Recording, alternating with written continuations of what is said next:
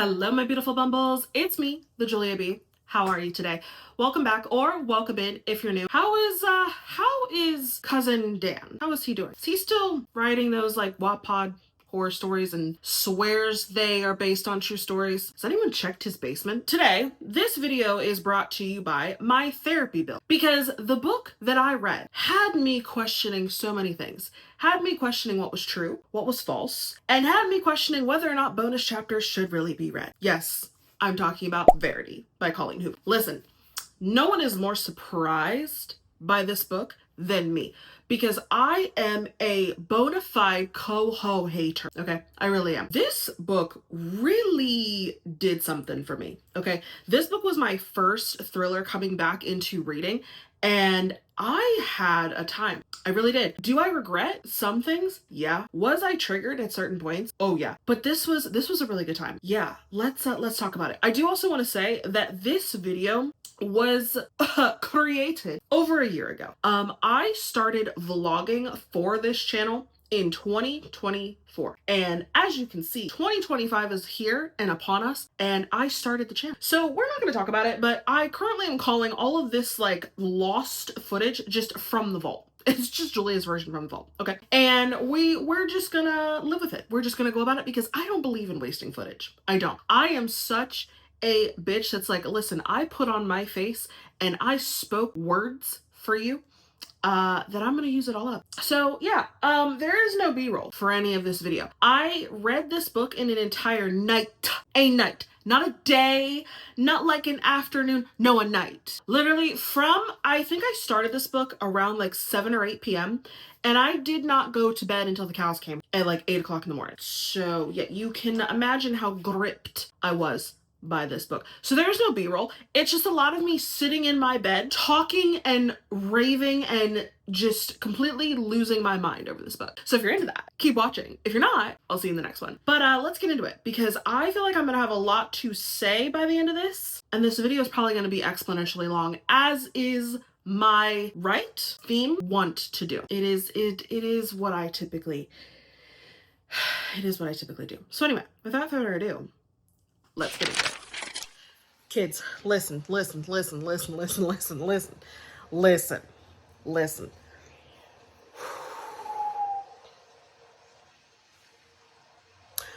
When I tell you that I might be about to eat my own words. Now listen, okay, I'm on page 90. Chapter 6, just starting a Verity. When I tell you, I'm not hate reading this like I was going to.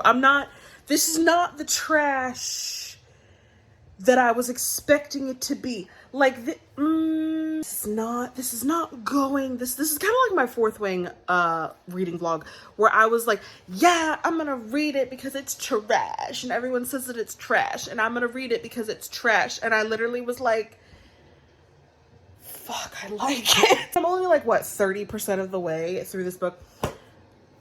Listen, okay, the book is not terrible. It's also not like the greatest thing I've ever read. I have not read a thriller in I have not read a thriller in a very long time. Take what I say about this with a grain of salt, okay? I have not read a thriller in a very long time, and I'm reading this because I was like, oh, it's trash, and I want to hate it. I'm not hating it. I was just reading like, oh, impossible put down. Yes, this is true, Miss Claire Contreras. Yeah, impossible put down. Yeah, you fucking right. I like very dark themes, okay? I like when authors put their whole back, their whole chest into real dark fucking shit. Like, they are not afraid to write about like children getting murdered, okay? I'm that bitch, okay? I love shit like that. Is this the darkest thing I've ever read? I mean, I don't know. I'm not that far into it, but literally the chapter that I just finished, I don't even know what to say. Like, okay, did I even tell you what this book is about? This girl named Lowen Ashley, who is a penniless author, and she's real down on her luck, and she's about to lose her house, and her mom recently just passed away from cancer that she's been taking care of. and she gets a book offer for like $500,000 from this guy named Jeremy Crawford and his wife Verity, who was in a car accident and is literally in a coma. And basically what Lowen is supposed to do is, so Verity is like this big time author. She's basically like, picture Verity as Coho, okay? Because I'm pretty sure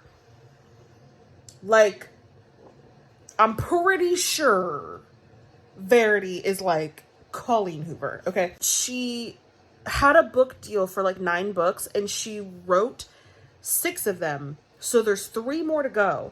And basically like her publishing company has contracted Lowen to finish the book as a co-author. So that way like the money will still go to Verity, but like her husband has said, oh, I'll pay you like $500,000 or whatever it is to finish these books for her, but you need to like come live in our house and like look all over her notes and all of her files and all this stuff to figure out like the best way to finish writing this series. And Lowen is like so self-deprecating and she doesn't believe in herself and blah blah blah, so main character energy. And she stumbles upon, while looking for like notes about the next 3 books, she stumbles upon an autobiography that Verity herself started called So Be It. And basically like this book is going between Lowen in the real world and then her reading this autobiography. Ooh boy, the chapter that I just finished, the chapter of the manuscript. Nice. I already can see where this is going. At least I think I can. And I'm not.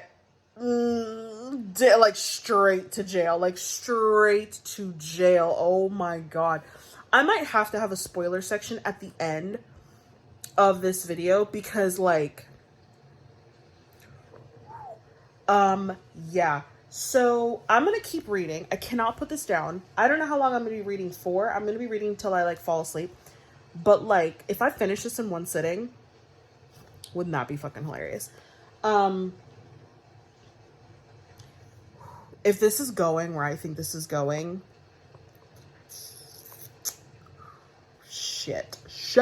But it is like a romantic thriller. So I'm sitting here like, are Lowen and Jeremy gonna be a thing? Like there's something I'm not clicking with yet, because reading the manuscript I'm just kind of like ooh, and then like with I don't know, we'll see. On to the next chapter.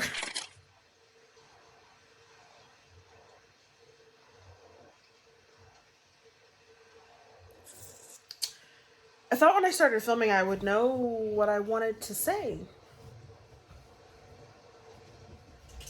But I just finished chapter 6 and I'm fucking speechless. Were there trigger warnings for this book?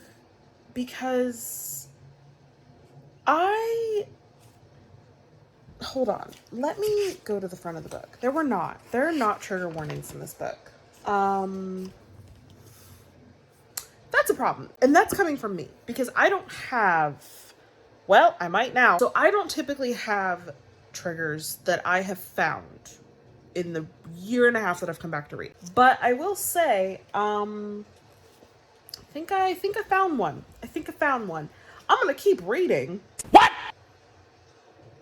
Why, I don't know. I'm just gonna have to come back to this in the spoiler section because what the fuck? Okay, I honestly can't wait to do the spoiler section, so I'm gonna do this now. I'm always in my bed when I do these updates, but it's because I literally sit and read in my bed 90% of the time. Anyway, so I'm probably gonna put this like in the spoiler section because I have so many thoughts and I don't know if I'm gonna remember them because this fucking monkey brain doesn't work. So I'm on chapter 9 now. Well, first off, let's just talk about Verity's manuscript in general.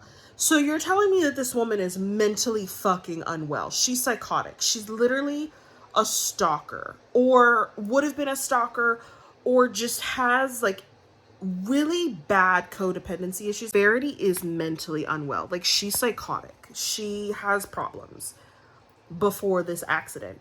And so she is so codependent on Jeremy and like so obsessed with him that literally when she gets pregnant, she's so repulsed and so disgusted that she goes and takes a wire hanger to stop the pregnancy. I don't know how to fucking make this YouTube appropriate. She takes a wire hanger to make the babies go away.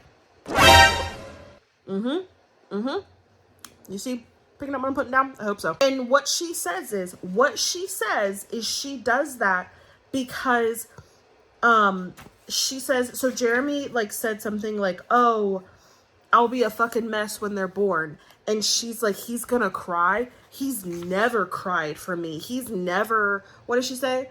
Like, he's never cried for me, over me, or about me. Maybe we haven't fought enough. Bruh. Bitch, what? So then in the end, she's talking about how she takes the wire hanger. And then she sees blood and, like, goes back to bed. And she's like, I wanted him to wake up frantic and show him the blood. I wanted him to panic, to worry, to feel bad for me, to cry for me, to cry for me. I'm like, oh, you fucked up. Like, you fucked up. And okay, this is why I say that this is triggering and that there should be trigger warnings, which I should have mentioned this before I did this clip. So editing me, make sure that you mention that there are trigger warnings for this. I struggle, my husband and I struggle with infertility. I think I've mentioned this before. If not, I struggle with infertility. I have endometriosis, I have PCOS. We have tried for years and years and years to get pregnant, and it's very difficult, and it has not happened yet. It's a very big sore spot for me. The beginning of 2022, I had an ectopic pregnancy. Not to go so much into it because it was traumatic. The circumstances around it also ended up really traumatizing my husband because of how it happened and how he had to find out because of how I had to find out. Reading something like this is like someone like me who wants a child more than anything on this fucking planet. Reading something like that where she literally is like, my husband isn't gonna love me. Like, she keeps saying that she's so repulsed that he's gonna literally love these children more than he'll love her, and that's just not fucking acceptable because she's not gonna love them more than she loves him. Editing Julia here, popping in just to say that I know someone's gonna come for me in the comments because they're not going to get to the part that's coming up where I state this, so I'm just gonna state it now, that this clip makes me sound like I am so fucking pro-life. No, I am the most pro-choice bitch in the world, okay? I just want everyone to know that. I am so pro-choice, pro-life can fuck off. Problem that I am having and what I'm trying to express and just not expressing very well in this clip is that the way that Verity is going about doing what she is doing triggered me because she's doing it for a reason I would argue is not a reason someone should do this. And I'm skating around the word because I'm sure YouTube will freaking flag me to hell and back. So just know that I'm not angry or upset or triggered because I'm some pro-lifer. No, I am triggered for my own experience and for my own want of a child. And so, yeah, that's all I'm trying to say. Okay? Okay. Bye. So yeah, basically, for someone like me, that is very triggering and that's very upsetting. You then see in the next couple pages, like, Lowen goes and she sees photos of the girls growing up, and she sees a scar on the one girl's cheek, and she notices, like, through the pictures that the scar has been there since she was very young. And she asked Jeremy, like, how did she get that scar? And he's like, oh, she was born with it. The doctors just say that sometimes with twins it happens because there's not enough room, and so there can be damage to the tissue. And Lowen's like, or a hanger, or a fucking hanger, or a hanger did that. Not to mention that, like, so in the beginning of the book, he mentions that his daughter, who was 8, Harper, I think, was 8 years old, and she died like 5 months ago because she drowned. And then like 5 months before that or something like that, his other daughter died from an allergic reaction. I think we can all establish who did that. I haven't read the whole book yet, but I think we can establish how that happened. But they have a son. They have a fucking son still. So she got pregnant twice. And I'm sitting here and, like, even Lowen is like, okay, so how did she get pregnant again when she was so repulsed the first time? I haven't got to that part yet. I don't begrudge anyone who wants to have an abortion, ever. Never. It's totally pro-choice. But her reasoning? Yeah, I remember how I was like, I love dark shit, and I love when fucking authors put their whole back into it. It was at this moment that William knew he fucked up. Oh, you She did. She did. And I like the hustle. I like it. I don't like what I read, but I like I like the hustle. Oh, it just keeps getting worse. It just keeps getting worse. Okay, I'm gonna say trigger warnings this time because, holy fuck. So I forgot to mention in the last clip, I'm on chapter 10 now. Forgot to mention in the last clip that also part of the reason why Verity is so disgusted and repulsed with the idea of having children isn't just because Jeremy's gonna love them more. She does not want her body to change and be different because she does not want him to be less attracted to her, which, like, every woman who has had a child has felt that way. Absolutely.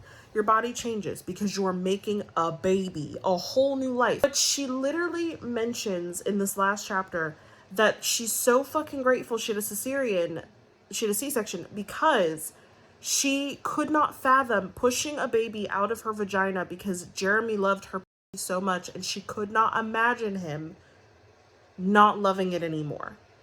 That's a red flag.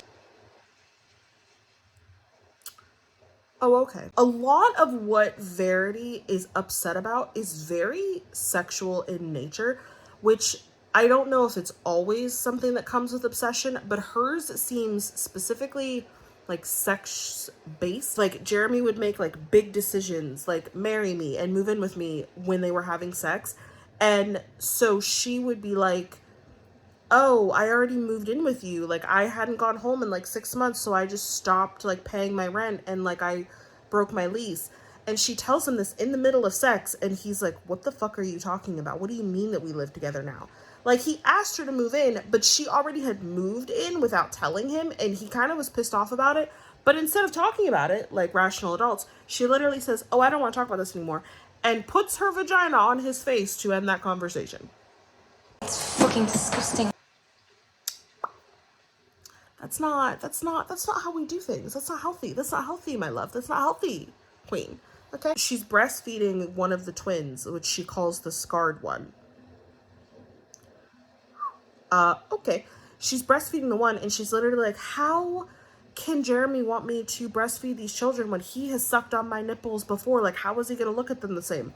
Which, that also is probably something that many women have thought. How do you differentiate between the two? It's like a viable question. It's not like, I'm not shitting on that necessarily, but I'm just like, bitch, really? That's what you're gonna think about right now as you're holding your child and they're feeding from you for the first time? I don't think that sex has any place with your child's mouth attached to your like, do you know what I'm saying? Like, why in that moment you are holding your child for the first time and you're gonna feed them something that's supposed to be such a beautiful like bonding moment, and you're thinking about whether or not your husband is gonna appreciate sucking on them again? I don't like that. I don't like that. I don't like those two in a paragraph together. Didn't like that. So there's just a lot of that. There's a lot of just, it's mainly just sexual. Like, she's upset because these children have now ruined her for sex because that's all she seems to care about. But then, like, she almost like backs it up with like the sex goes away, but then she's like, oh, like, I love him so much and he doesn't like love me anymore. And I'm like, do you base his attraction to you off of love? Because she talked about earlier that her mom is so fat, which she talked about earlier that she doesn't talk to her mom anymore because she's fat. Literally, that's in the book. She doesn't talk to her mom anymore because she's fat, and she attributes her mom's attention to her body as like, she was making it synonym with her like attention to her daughter, and basically was like, oh, being fat means you don't take care of the things you care about. What? Anyway, so I just thought I would say that because I'm on chapter 10 now, and that last chapter literally just did me in, but I'm still gonna keep going because I can't stop. Whoo, Lord, I'm just not having a good time. A few moments later. I'm back again. Don't tell me that Crew is still alive because he's a boy and she like didn't care that Crew was alive and living because Jeremy maybe wouldn't love him as much. There's just something weird about the way, because we're now to the point where Lowen has like a bunch of pictures out of the girls. Also, let's talk about the fact that Harper has fucking Asperger's syndrome.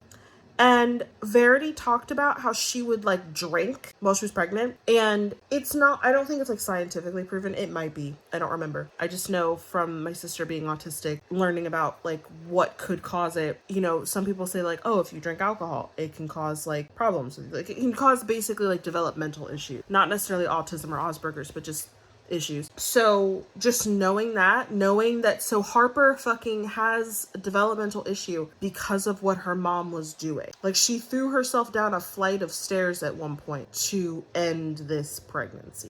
But like, so we're standing in the kitchen and we're looking at photos and Jeremy literally says, Crew doesn't ask about the girls at all. Like he doesn't ask about them, and he doesn't like act like they're gone. Like something is weird there. I don't trust this kid. I don't trust this mom. I don't trust Jeremy. Something's weird about Jeremy. Like Lowen is falling hard and fast for this man, which like it's a romantic thriller, whatever. But something tells me that there's something with Jeremy. Like I have a feeling he found out about this autobiography, or he found out somehow of what Verity did. But I'm not understanding why he kept her alive. That sounds awful. But like why he's still involved. Because he could just like leave her.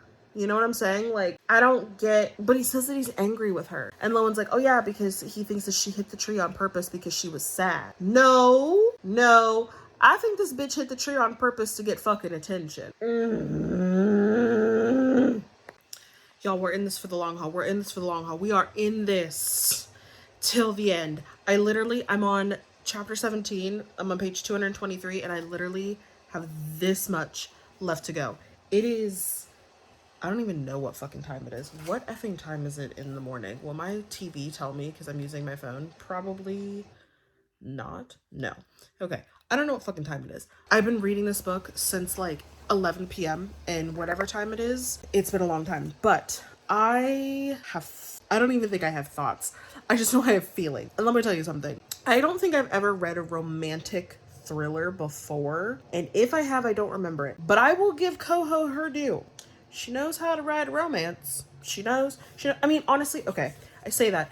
This book it's not done, it's done pretty well. For the past, like, several chapters, it's been pretty slow. Like, the thrilling part of it has not been... Honestly, calling this even a thriller is, like, very generous, because it's not that thrilling. I maybe have jump scared myself, like, 2 or 3 times. I'm more just actually disgusted. And that... is fine. Like, I like when a book can disgust me and I'm sitting here like gooped and gagged, because I have been gooped and gagged by some parts, but other parts I'm just like literally disgusted and I cannot believe I'm still fucking reading it. But the thrilling aspect of it has really tapered down, and it's been kind of like not boring, but just kind of like mellow for the past like several chapters. And with the going back and forth between her manuscript and the real world, it's just like, okay. So the romance part of this, to call it a thriller is very generous. To call it a romance, A, it's slow burn. B, it's not a really good written romance. Like, there's not... But I don't know why. Like, okay, so it's a romantic thriller, but I still don't know if I trust Jeremy. Like, I still don't know if he's a good guy. And Lowen, like, I actually like her as a main character. She's pretty relatable, and she's not, like, a fucking idiot. Like, she is just... But she's also not, like, I'm not gonna remember her for much. Do you know what I'm saying? Like, she's not, like, someone that I'm like, oh my god, she's the best character ever. Like, she's fine. Like, her and Jeremy are fine. I have a feeling that she's gonna, like, go fucking crazy by the end of this book. That's one of my theories. But we're getting to the point now where like it's almost like is Verity in a coma? Is she like ill? Like, I still don't know. I still have so many questions, and I don't know what the rest of her manuscript is gonna say. But listen, like, I will give Coho her due. She knows how to write a romance, but it's not the best. Like, I'm pretty sure someone could have taken this whole concept and done it so much better. I mean, this book probably is a good length for a thriller romance. I don't think it needed to be longer, really, but I think there's a lot here that doesn't need to be here and could be made into something different. Does that make sense?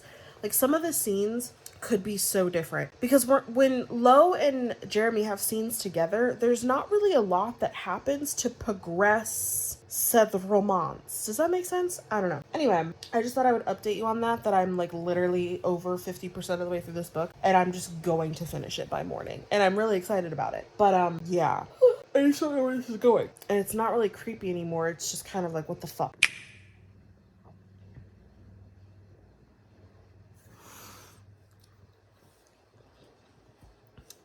I finished it.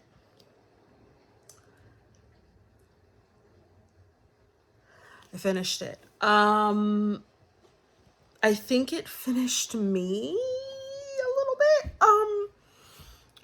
What the fuck? Okay. So I am well and truly fucked up. I'm just trying to collect my damn thoughts. Okay, so this is honestly the most fucked up book I've ever read in my life. I loved it. My first coho experience, and I loved it. And here I was going into this wanting to fucking hate. There's so much of this book, like, you know, at the end of thrillers when you're like, you want to go back and read it to read like how certain clues are dropped to tie into the end. You're really not going to do that with this book. Like, there's some things where you're going to read in the beginning and you're going to be like, oh, that's how that works with that near the end. But you're not really going to get that with this book because it's not a psychological thriller in the way of like, you don't know what the fuck happened in the end. You do know. And it's explained explicitly. And for context, if you've read this book, I do not believe that letter in the end. I do not believe that letter. I definitely believe the manuscript is the true ending. I don't believe the letter. I believe she was real good at making that letter, but I don't believe it. Team manuscript all the way. And I'll explain that more in the spoiler section, but I'm hesitant on how to rate this. Well, I guess I should explain more about my feelings. So this book, again, it is definitely a romantic thriller. It's got a romance in it. The romance is okay. It's not the greatest romance I've ever read, and it's also not the greatest thriller I've ever read. Like, if someone else had picked up this book, I feel like they could have done it better. Like, the plot is actually really interesting. I just feel like it could have been done better. And it could have been spookier. It could have been a lot scarier. Like, again, I only had like a couple jump scares that I did reading the book, but it's not that scary. Like, again, someone else could have taken this that had more knowledge and more experience writing thrillers and made this a fucking banger. I will say that, like, having the romance in it, again, it was fine. It didn't need it, really. I actually still, like, at the end, and I think you're supposed to be, I was still so sus of Jeremy, and I don't know if we're still supposed to be sus of Jeremy, but yeah. I'm hesitant on how to rate this because I wanted to say 5 stars, but I don't really think it's 5 stars. I think like 4.5 maybe, because it's definitely a book like that I will remember for sure, which brings me to another aspect of there are no trigger warnings for this book. I checked doubly, triply. There are no trigger warnings for this book before you get into it. And with the content that is in this, there should, and I'm not someone who really gets triggered on things. Apparently I do now, but there should have been trigger warnings at the beginning of this book because holy fucking Batman, Jesus Christ. All in all, it's a good, like, if you're new into the thriller verse and you really just want to try, like, I would not call this a softcore thriller. I don't know what I would call this. Like, it's not, is it suspenseful? Like, what is it? I don't even know what I would call this. Again, it's not like, there are better thrillers out there, but if you're wanting to like dip your toes into the waters of thrillers, and I would not read this for romance at all, but if you're wanting to dip your toes into like horror and thriller, I would pick this book up. It was really good and it was really interesting, but just know that the content is very fucking dark, and it involves, I mean, basically just know this before going in. The content that is involves children, and specifically very young children. Involves a lot of death around that, if that makes sense. Reason for the deaths is where the darkness comes from, and I'm sure like there's a lot of darker shit out there, but just the way that this is presented, it's very dark. So just know that before going in. But yeah, I would recommend this book to people to pick it up for a very like blow your mind fucking read. So I didn't realize there was a bonus chapter until like 15 seconds ago, and so I read it off of Reddit. I hate it. I do not accept that as my version. I shouldn't have read it. I don't accept it as part of the book. I don't. In my head, Lowen and Jeremy live happily ever after with Crew, and they're daughter, Nova. However, for those who want to know, basically it's 6 months after the 7-month mark, so it's a year since Verity died, and literally, like, Lowen is like, yeah, the letter wasn't true, like, the letter was not real, I don't believe it, blah blah blah. Do y'all remember Patricia? If you read the book, do you remember Patricia, the bitch who was Verity's friend, because Verity apparently had friends? Yeah, so she met them in a grocery store before Verity was murdered, and she, like, cornered Jeremy about, like, how she was doing. And Lowen was there, and they were like, well, who the fuck are you? And basically did like a little tate-a-tate and then went on with her day. We never see Patricia again. So they go on vacation, right? And Lowen is really fucking struggling because since she read Verity's manuscript in the letter, it has fucked her up. And she's going through like postpartum and all this stuff, and she's comparing herself to Verity. Cool. So she just cannot get out of her fucking head how she hasn't lost the baby weight and hasn't done this and hasn't done that, and is trying to be a good husband, good wife and mother to her child, and a good wife to Jeremy. And she's basically in a competition with Verity, who is dead, been dead, doubly dead, cremated. Her ashes are in the wind. She is trying to compare herself to Verity and how much better she is. And so like they go on vacation and they see Patricia again. And long story short, Jeremy drowns her because she like notices, like she sees them and sees that like Jeremy and Lowen have a child together, and that Lowen was there when Verity was murdered, and like it's just real fucking suspicious that they're together, right? Which, valid. So Jeremy fucking drowns her and tells Lowen like we had to do it. She was gonna say something, we had to do this. Not only that, Crew takes his little sister and like puts her outside. It almost kills her from like hypothermia. So basically, this is literally saying that the letter was true. This literally is saying that the letter so what it's saying is that Verity was a fucked up individual, but it's also saying that because of what she did, she fucked up Jeremy mentally. And so he killed Patricia to cover up the murder of Verity. Great. The other thing is, there's a little snippet in there of where Jeremy is reading a book by another female author who Lowen has looked up. She's Googled her. She knows that she's married and like she's taken and blah, blah, blah. He's reading another thriller book by a woman author, which you wouldn't think would be a big deal, but that's how he fucking met Lowen.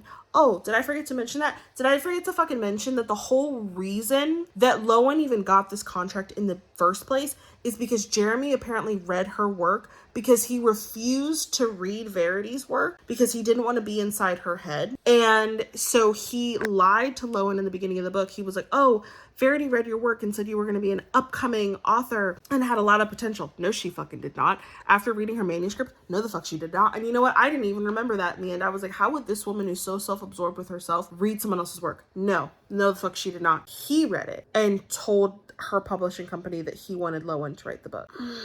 And then he so happens to be there that day when that guy got murdered by getting run over by that car. He just so happens to be the one that grabs her.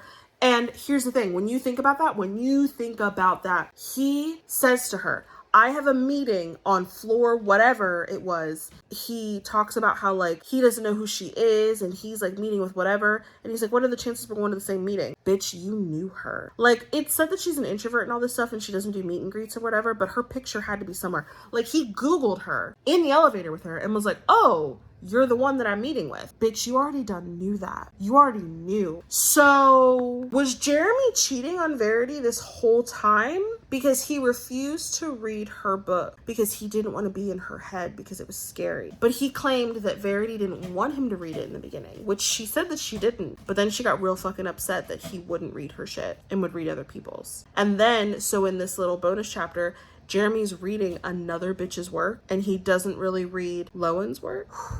So who's the real murderer? Like, this is the thing. Is Verity the bad? Like, Verity definitely was the bad guy because Lowen literally said what I said. Well, like, I don't care who the fuck you are. If you're a mom, you don't write that nasty ass shit about your children. You don't write descriptively how you would murder them. You don't. So I don't like it. I don't like that ending. See, reading that ending makes the book like 3 stars for me, if not like 2. Because why did you release that? Like, I don't need an epilogue like that. I don't care. They lived happily ever after. She's gonna have a baby. Big deal. I don't need to know the rest of it. Why did you have to write something like that literally actually cheapens and ruins the book? Because now we have to sit here and be like, oh, Jeremy is a fucking horrible person. Don't like that. Hi. Yeah. Yeah, that happened. That was a thing. That was, yep. Yep. So hello, here we are again. As you can tell, I loved the book. I rated this book 5 stars. I would rate this 10 stars if I could. This was a phenomenal book. It is such a good vibe for people who are coming back into reading or have never read a thriller before and just want to read one for the first time. Honestly, for a coho book, this really is not that bad. There are better books, thrillers, things like that out there, but for like an intro, if you're a little baby noob into thrillers, this is a really good book, and I had a really good time. As you could tell, I was triggered at one point, and I know that in editing, I was trying so hard to like find a way to describe what I was feeling without coming off like I'm some fucking like pro life bitch. No. But I was just triggered in that moment for myself because like just hearing about something like that in a book and with the character that Verity is, I'm just like, girl, like what the fuck? So yeah, that's like the only thing about this book that I was really, it took me a moment and I was like, do I want to keep reading? But I did, because though I didn't like the feelings that I was feeling in that moment, I liked that the book actually got a rise out of me, because I typically, when I read books, a lot of the times I don't feel a lot of emotions. Like I'll cry at certain parts. Yeah, I'll laugh. I'll be like, oh my God, like gooped and gagged. But it takes a lot to really get me like weirded the fuck out and triggered. And she put her whole back, her whole chest into that. Like I said in the video and at the beginning of this, I really do regret reading the bonus chapter. So if you are here and you've made it all the way to the end and you're just like, girl, what should I buy the special edition? Should I read it? No. Don't do it. In my opinion, it cheapens a book that already is like, again, it's not the most stellarly written thing in the world, but it cheapens the story and it cheapens the feeling that you're left with at the end, where you are questioning a lot of things and you're kind of like given the side eye to a certain character, but you're okay with how it ends. You're literally fine walking off into the sunset and going like, oh, okay, this is fine. It ruins that. It takes away a lot of it because it basically confirms something that happens in the end, and I just didn't like that. I didn't like how we were left with this like like okay, like all right, I guess like that was a thing, because then it also leaves it off on a way of like, this could be a sequel. Like there could be a sequel to this, and there doesn't need to be a sequel to it. It's a thriller. Like we don't need to like The Housemaid, like Freedom McFadden. You know what I'm saying? I was going to go into spoilers, but because I read this book over a year ago, I don't remember a lot of what happens in the book. I just remember that I had a really good time. So I'm not going to go into spoilers into this video, but just let me know down in the comments if you are team manuscript or team letter. That's all I need to know. Just put some emojis, you know, let me know down in the comments below, and let me know if you read the bonus chapter and let me know what you thought of that. I'm telling you, it's a pretty wild good time, and I had a great time. So anyway, thank you guys so much for watching this really crazy vlog. I did also contemplate whether I was gonna put this up or not, because during editing, I was just not having a good time. I was like, man, it's just me in my bed.